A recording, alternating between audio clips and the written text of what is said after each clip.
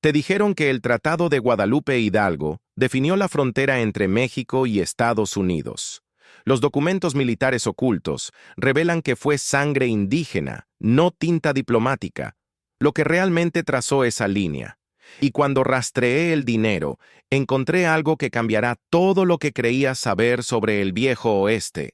2 de febrero de 1848. Mientras diplomáticos firmaban papeles en la villa de Guadalupe Hidalgo cerca de Ciudad de México, prometiendo $15 millones por más de 2 millones de kilómetros cuadrados de territorio mexicano, nadie mencionó el plan secreto, porque esos territorios no estaban vacíos. Y los mapas que mostraban líneas limpias entre el río Nueces y el río Bravo ocultaban una verdad brutal. Entre esas dos líneas vivían decenas de miles de lipanes, comanches, mezcaleros y kiowas que jamás habían aceptado la soberanía de ninguna nación europea. Aquí está lo que ningún libro de texto te va a decir. El tratado incluía una cláusula específica, el artículo 11, donde Estados Unidos prometía solemnemente controlar y reprimir las incursiones de tribus indígenas desde territorio estadounidense hacia México. Suena noble, ¿verdad? México había perdido la guerra, pero al menos su vecino protegería sus estados fronterizos del norte. Pero cuando examinas las correspondencias privadas entre generales estadounidenses y políticos en Washington, descubres algo completamente diferente. No querían reprimir las incursiones. Las necesitaban. Retrocedamos un momento porque necesitas entender la geopolítica real. California acababa de pasar a manos estadounidenses, y justamente en enero de 1848, apenas semanas antes de firmarse el tratado, un carpintero llamado James Marshall encontró oro en el aserradero de John Sutter, cerca de Coloma, California. Para diciembre de ese año, el presidente James Polk confirmaba públicamente el descubrimiento ante el Congreso. No mencionó que reportes geológicos confidenciales circulaban en Nueva York y Boston 6 meses antes.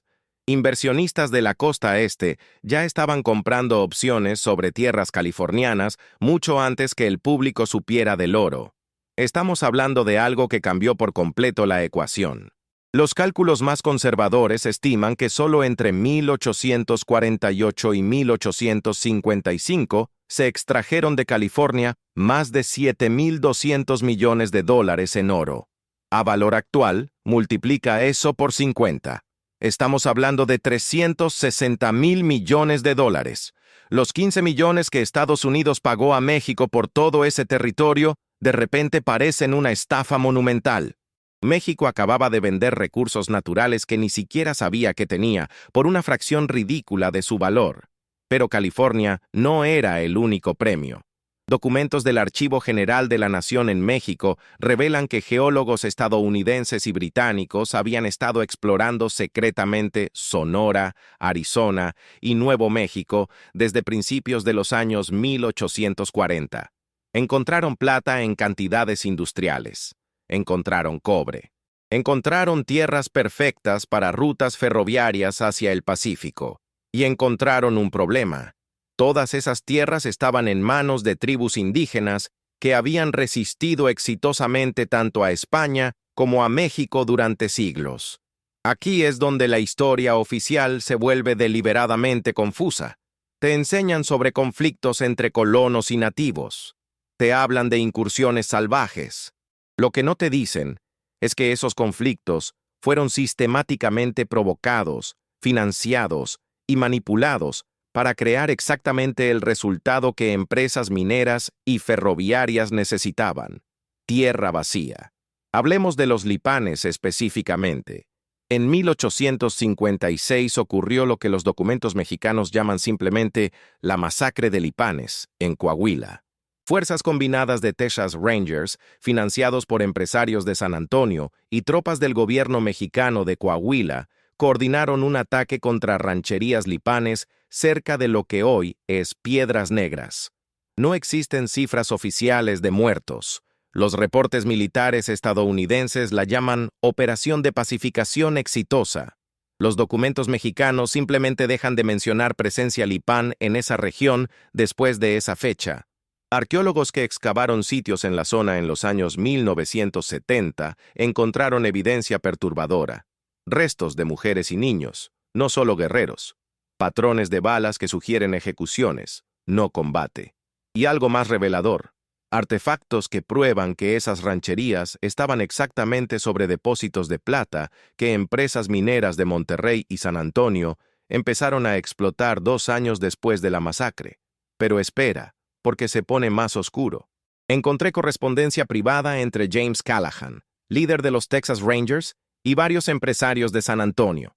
En una carta fechada en 1855, un año antes de la masacre, discuten abiertamente cómo el problema Lipan necesita solución permanente para que inversiones en tierras fronterizas sean viables. La carta menciona específicamente que inversionistas de Boston y Nueva York están esperando que la frontera sea segura antes de comprometer capital para operaciones mineras. Rastreemos el dinero. La compañía minera de Coahuila fue establecida en 1857. Meses después de la masacre. Sus accionistas principales incluían a 3 de los empresarios que habían financiado a Callahan. Adquirieron concesiones sobre 200,000 hectáreas de tierra que, casualmente, había sido territorio Lipan. Las compraron al gobierno de Coahuila por precios ridículamente bajos, argumentando que eran tierras baldías peligrosas. 3 años después, esas mismas concesiones fueron revendidas a una corporación con inversores británicos por 50 veces su precio de compra inicial. Y esto no fue un caso aislado. Era el patrón. En todo el norte de México, desde Tamaulipas hasta Sonora, la misma historia se repetía con precisión industrial. La Comisión Pesquisidora de la Frontera Norte, creada por el gobierno mexicano en 1872 para investigar depredaciones indígenas, documentó 608 incursiones solo en Coahuila entre 1848 y 1870. Pero cuando examinas esos documentos más de cerca, descubres algo fascinante. Las incursiones más severas coinciden perfectamente con momentos en que empresas estadounidenses estaban negociando concesiones territoriales con gobiernos estatales mexicanos. No estoy diciendo que todas las incursiones fueran falsas. Los comanches, lipanes y apaches tenían sus propias razones para atacar asentamientos tanto mexicanos como estadounidenses. Habían sido sistemáticamente despojados, atacados y traicionados por ambos lados. Pero documentos militares estadounidenses admiten, en lenguaje cuidadoso, que elementos privados frecuentemente se hacían pasar por indios durante ataques para justificar operaciones militares posteriores. Un testimonio particularmente revelador viene de un comerciante de Monterrey llamado Próspero Ramírez. En 1859, escribió al gobernador de Nuevo León, describiendo un ataque que presenció. Los atacantes usaban algunas vestimentas indígenas, pero varios hablaban inglés entre ellos. Robaron ganado que luego fue visto en mercados de San Antonio. Ramírez fue encontrado muerto 3 semanas después. El caso fue cerrado como asesinato por bandidos. Sus cartas desaparecieron del archivo oficial. Solo sobrevivieron copias que había enviado a su hermano en la Ciudad de México. Ahora, hablemos de cómo esto conecta con intereses internacionales, porque esto nunca fue solo un conflicto local. Inglaterra tenía inversiones masivas en minas de plata mexicanas. Francia estaba financiando intentos de establecer influencia en México que culminarían con la intervención francesa de los años 1860. Estados Unidos estaba desesperado por consolidar control sobre los territorios recién adquiridos antes que potencias europeas pudieran establecer bases económicas en la frontera. Los bancos de Londres habían prestado millones a empresarios tejanos y californianos. Si esos territorios permanecían inestables, si las incursiones indígenas continuaban, los préstamos perderían valor. Pero si la frontera podía ser pacificada, si los indios podían ser controlados, esas inversiones se multiplicarían exponencialmente. Documentos del Banco de Inglaterra revelan que en 1849, justo después del tratado, aumentaron dramáticamente los préstamos para desarrollo de infraestructura fronteriza en Texas. Y aquí está el verdadero crimen. El artículo 11 del Tratado de Guadalupe Hidalgo, donde Estados Unidos prometía controlar incursiones indígenas, fue usado como herramienta diplomática para justificar exactamente lo opuesto. Cada vez que comanches o lipanes atacaban asentamientos mexicanos, México protestaba citando el artículo 11. Estados Unidos respondía enviando más tropas a la frontera, no para prevenir incursiones, sino para ocupar más territorio bajo pretexto de operaciones de seguridad. El general David Twiggs, comandante del Departamento Militar de Texas, escribió en 1857 que la presencia de salvajes hostiles justifica expansión de posiciones militares permanentes en la frontera. Esos fuertes no se construyeron para proteger a México. Se construyeron para controlar rutas comerciales, proteger operaciones mineras estadounidenses y establecer hechos sobre el terreno que harían imposible cualquier renegociación futura del tratado. Tácticamente, lo que estaban haciendo era genial y horrible al mismo tiempo. En lugar de librar una guerra abierta contra las tribus, que sería costosa y generaría oposición política en el Congreso, dejaban que ciudadanos privados hicieran el trabajo sucio. Texas Rangers, que oficialmente eran milicia estatal, pero en realidad funcionaban como contratistas privados financiados por empresarios, llevaban a cabo lo que hoy llamaríamos limpieza étnica. Cuando México protestaba, Washington podía decir honestamente que no eran tropas federales. Cuando las tribus respondían atacando asentamientos, Washington podía decir, «Ven, necesitamos más presencia militar para proteger la frontera». Era un sistema perfecto de negación plausible. Y funcionó a la perfección. La masacre de Lipanes de 1856 que mencioné antes fue solo la más documentada. Hubo docenas de otras. En 1855, con el pretexto de perseguir Lipanes, 200 Rangers invadieron Piedras Negras, Coahuila. Oficialmente buscaban indios.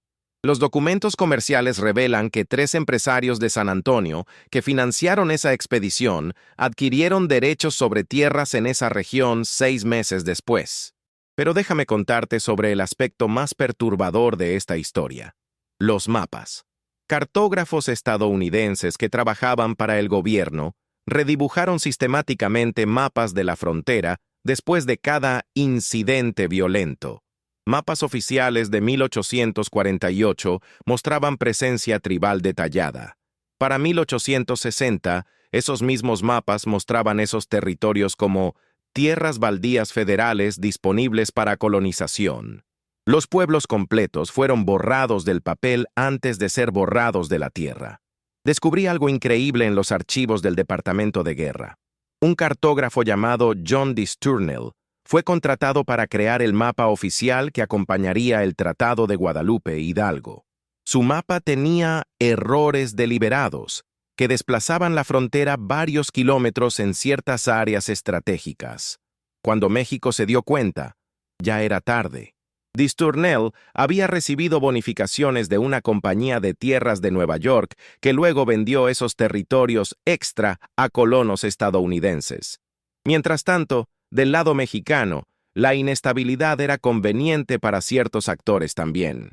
Gobernadores de estados fronterizos usaban la amenaza india para justificar gastos militares inflados, mantenimiento de milicias privadas y consolidación de poder político. Santiago Vidaurri, quien controló Nuevo León y Coahuila en los años 1850, construyó un imperio personal usando el pretexto de defensa contra salvajes. Sus exitosas campañas contra lipanes y comanches le dieron legitimidad para fusionar arbitrariamente 2 estados bajo su control personal. Documentos prueban que Vidaurri tenía acuerdos secretos con comerciantes texanos. Él permitía paso de ganado robado hacia Texas a cambio de porcentajes, mientras públicamente culpaba a los indios por el robo. Fue un sistema corrupto de todos los lados usando a los pueblos indígenas como chivos expiatorios para enriquecimiento personal y maniobras geopolíticas, y los pueblos indígenas sabían exactamente lo que estaba pasando. Testimonios de sobrevivientes lipanes, recopilados décadas después por antropólogos, describen cómo hombres blancos de ambos lados del río los empujaban cada vez más hacia territorios inhabitables, como tratados firmados un año eran violados el siguiente cuando se descubría algún recurso en sus tierras, como ataques contra ellos aumentaban misteriosamente justo cuando empresarios estaban negociando concesiones. Flaco Amarillo, un jefe lipán que sobrevivió hasta principios del siglo XX, dio un testimonio devastador en 1905. Describió cómo en los años 1850, su gente intentó repetidamente negociar paz tanto con México como con Estados Unidos. Cada vez, acuerdos eran alcanzados. Cada vez, nuevos colonos o mineros aparecían en tierras que supuestamente estaban protegidas por tratado. Cuando los lipanes protestaban, eran atacados por violar el tratado. Flaco Amarillo dice textualmente: "Nos dimos cuenta que los tratados eran solo papel para darnos mientras ellos preparaban las armas.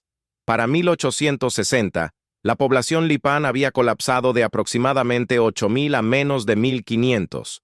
Los comanches, que habían sido quizás 30,000, estaban reducidos a menos de 10,000. Enfermedades, hambruna por destrucción de manadas de búfalos y violencia directa habían diezmado poblaciones enteras. Y justo en ese momento, compañías mineras, ferroviarias y ganaderas estadounidenses reportaban oportunidades sin precedentes en territorios fronterizos. La Pacific Railroad Company, que tenía como objetivo construir un ferrocarril transcontinental hacia California, necesitaba derecho de paso a través de Arizona y Nuevo México. Apaches y comanches controlaban esas rutas. Entre 1855 y 1860, la compañía gastó más en consultores de seguridad fronteriza que en encuestas de ingeniería. Esos consultores eran principalmente exmilitares que coordinaban con el ejército y milicias locales para limpiar las rutas ferroviarias propuestas. Documentos corporativos de la época no usan eufemismos. Un informe interno de 1858 dice explícitamente: "El problema apache debe ser resuelto permanentemente antes de que inversionistas de Nueva York y Londres comprometan los fondos necesarios para el proyecto ferroviario". 3 meses después, el ejército estadounidense lanzó su campaña más agresiva contra apaches en Arizona. ¿Coincidencia? Los documentos dicen que no. Ahora déjame mostrarte cómo la prensa fue comprada o intimidada para no reportar estas masacres. San Antonio tenía 3 periódicos principales en los años 1850. Todos recibían subsidios publicitarios de las mismas compañías mineras y de tierras que financiaban las expediciones de Rangers. Cuando ocurrían masacres de lipanes o comanches, los periódicos las reportaban como victorias contra salvajes hostiles, o simplemente no las mencionaban. Pero cuando indios atacaban asentamientos blancos, titulares enormes demandaban acción gubernamental. Un periodista de San Antonio llamado Frederick Olmsted intentó reportar sobre una masacre particularmente brutal de mujeres y niños lipanes en 1857. Su editor rechazó la historia. Olmsted la publicó en un periódico de Nueva York. Fue amenazado con violencia si regresaba a Texas. Su carrera periodística en la frontera terminó. Testimonios censurados aparecen en documentos judiciales también.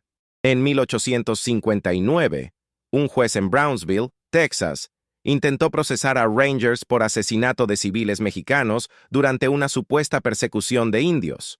Testigos confirmaron que las víctimas eran rancheros mexicanos, no combatientes. El juez fue removido de su posición por incompetencia. Los Rangers fueron exonerados. Documentos del caso fueron sellados durante 150 años. La manipulación de narrativa era sistemática. Gobiernos de ambos lados tenían interés en mantener la historia simple. Salvajes amenazaban la frontera.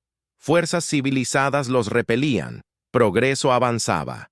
La realidad compleja, donde empresarios manufacturaban conflictos para obtener tierras, donde gobiernos usaban pueblos indígenas como peones geopolíticos, donde masacres fueron planeadas para devaluar tierras antes de comprarlas.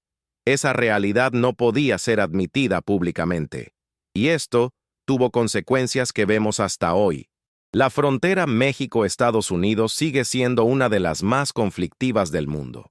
Pero pocos entienden que su ubicación exacta no fue determinada por geografía o por negociación justa. Fue determinada por donde masacres de pueblos indígenas fueron exitosas en crear vacíos de población que luego pudieron ser llenados por colonos estadounidenses. Regiones donde tribus resistieron con más éxito permanecieron más tiempo bajo influencia mexicana. Regiones donde masacres fueron más completas y sistemáticas pasaron más rápidamente a control estadounidense efectivo. La línea en el mapa sigue sangre derramada, no tratados diplomáticos. Y las tierras liberadas por esas masacres fueron inmediatamente concesionadas a corporaciones. En Arizona, el territorio Gadsden, comprado en 1853 por $10 millones adicionales, contenía depósitos de cobre que generaron miles de millones en las décadas siguientes. Esas minas fueron operadas por compañías cuyos accionistas principales incluían a políticos que habían negociado la compra.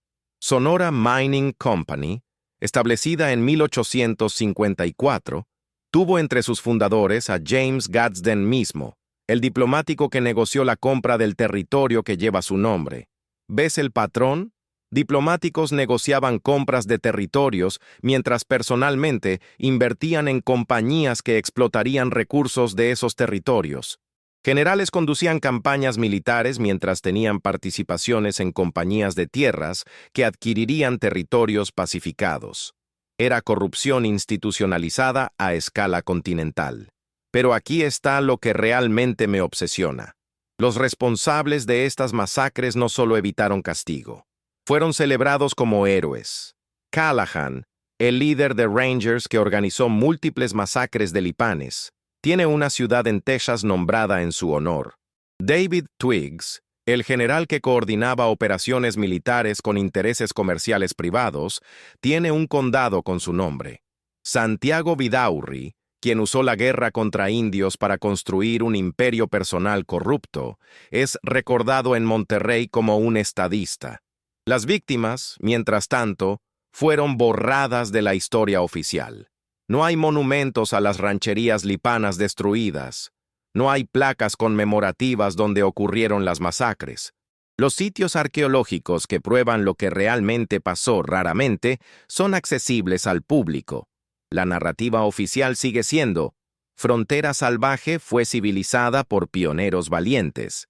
Arqueólogos que han excavado sitios de masacres en Coahuila, Texas y Arizona encuentran evidencia consistente: restos de asentamientos permanentes, no campamentos temporales, herramientas agrícolas, no solo armas, restos de mujeres, niños y ancianos, no solo guerreros. Patrones de destrucción que sugieren ataques planificados contra poblaciones civiles indefensas, no batallas entre combatientes. Una excavación particularmente reveladora cerca de Eagle Pass, Texas, encontró restos de aproximadamente 60 personas en una sola fosa común. Análisis forense determinó que murieron por disparos a quemarropa. Datación por carbono los colocó en 1856. Artefactos identificaron el sitio como Ranchería Lipán. No hay registro de batalla en esa fecha en archivos militares. Oficialmente, ese evento nunca ocurrió, pero historiadores económicos encontraron algo fascinante. Registros de tierras muestran que ese sitio específico fue adquirido por un especulador de San Antonio en 1857 por precio de tierra baldía salvaje. Ese especulador lo revendió 5 años después a una compañía ganadera británica por 200 veces su precio de compra. La compañía operó un rancho exitoso allí durante décadas. Nunca mencionaron encontrar restos humanos. Seguramente los encontraron. Simplemente los ignoraron o los destruyeron. Esta es la lección que deberías llevarte. Cuando gobiernos y empresas te dicen que un conflicto es inevitable, pregunta quién lucra. Cuando te dicen que un grupo de personas es salvaje y peligroso, pregunta qué recursos tienen esas personas que otros quieren. Cuando te dicen que fronteras fueron establecidas por tratados y negociaciones civilizadas, pregunta qué violencia fue necesaria para crear las condiciones que hicieron esos tratados posibles. La frontera México-Estados Unidos no nació en una mesa de negociaciones en Guadalupe, Hidalgo. Nació en docenas de masacres no documentadas de pueblos indígenas cuyas tierras resultaron estar sobre oro, plata, cobre, rutas ferroviarias y pastos para ganado. Nació en la decisión calculada de empresarios y políticos de que pueblos enteros debían desaparecer para que ellos pudieran enriquecerse. Nació en el silencio comprado de la prensa, en la corrupción de sistemas judiciales, en la manipulación de mapas y documentos oficiales. Y nació en la decisión de ambos gobiernos, mexicano y estadounidense, de usar a pueblos indígenas como peones en juegos geopolíticos que nunca les beneficiaron y finalmente los destruyeron. Cada vez que cruces esa frontera, recuerda, no estás cruzando una línea dibujada por diplomáticos. Estás cruzando una línea dibujada con la sangre de miles de lipanes, comanches, mezcaleros, kiowas y apaches que fueron sistemáticamente masacrados para que empresarios de Boston, Nueva York, Londres y Ciudad de México pudieran lucrar con recursos que nunca les pertenecieron. Y la pregunta que deberías hacerte es, ¿qué fronteras están siendo dibujadas con sangre hoy? ¿Qué pueblos están siendo sacrificados hoy para que corporaciones puedan expandir sus operaciones? ¿Qué masacres de hoy serán olvidadas mañana, borradas de la historia oficial, mientras los responsables son celebrados como pioneros y visionarios? Porque si hay algo que la historia del viejo oeste nos enseña es esto: el patrón se repite. Los actores cambian, los recursos codiciados cambian, pero el patrón fundamental, donde poder y dinero manufacturan conflictos, donde vidas humanas son sacrificadas por ganancias corporativas, donde narrativas oficiales ocultan crímenes sistemáticos, ese patrón permanece deprimentemente constante. La verdadera tragedia no fueron solo las masacres, fue que generaciones murieron sin saber que eran peones en un tablero económico donde empresarios movían las piezas. Y la pregunta más perturbadora que nos deja esta historia: ¿en qué conflictos actuales somos nosotros los peones que no sabemos que estamos siendo manipulados para beneficio de intereses que nunca conoceremos?